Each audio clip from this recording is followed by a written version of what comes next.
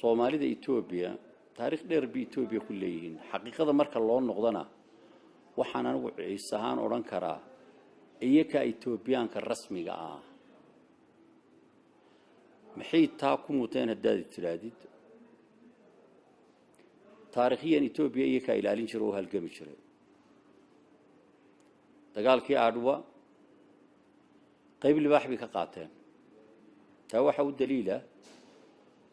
إلهي بقر خي حيل السلاسة أبيه مكنن وضياشي الصوماليات مركو ويره حرر مركو دقال خي كسر نقدين هربو ويره ويحيل بقر من لك وحان دين كهيا فرين مهد علينا قيبتي اللي باح عتق قادتين دقال كي أروى كدعة وكو Soomaalidu inta badan ta sharafta ismu oga Ethiopiana sharafta way garab martaa laba dagaalkii labaad ee adduunyada markuu Talyaanigu Ethiopia soo weeraray Soomaalidu qayb libaax bi ka qaadatay waxa kamid ah Dajaaj Umar Samatar raxmatullaahi alayhi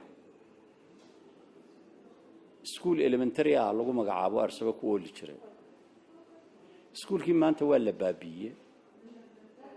waxa laga dhigay macdaaro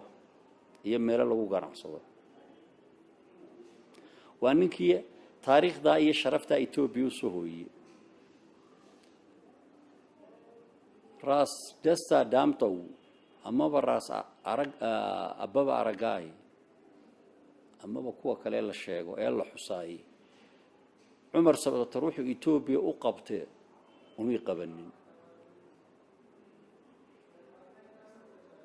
وميقبلن وخلط كان أنك عليه ماشي أن حصله هين عمر سمطري الرجي كله توبي وسوها الكمان وحكم وقاس أوغلي توبي مسوقاته نعانوها تليالي ولد قال لم يا عمر خاطف فرئينها أنك أسنين جيسي ويك الله تقال لنا وحنا هنا دليل كي صور كي كقاعدين سقوا فرس كتاجن waxaanu haynaa sawiradii ragii aad wax qayb galay ee Soomaaliyeed ee mukonin ras mukonin ugu yeeray harar iyagoo dabaal degaya Ethiopia ma soo qaato Ethiopia waas Xuseen oo aaganigay ilaaha oo mareexaan u dhashay walaalkii ras dasta damtow ciidankii la socday Ethiopiaanka ahaa ilaa كنا فوقيري أقلين كبي أطلين طولو بيها وسور دامين شرين دجال كي بيهيلي هو اسكو قرب تاجين ويلا دجال لمن حيل السلاسة مركو صار نقد حسين قنياز ماج بكون مقعابة سقي ولكن آخر كي سقى السبب وهاين للدلو محمد حسن عيد إلى أن حريصه قنياز ماج محمد حسن عيد يحاس كي ست مرد ديرية أقل هذا بالي دجال حوق لي كقلين تلياني جوح بدن بيو جيستين لما سوق هذا إبراهيم قري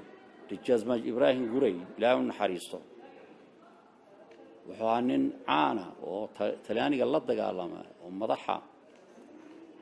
وشرف يمقع وين كله ومضى الصوماليين إثيوبيا ما حصته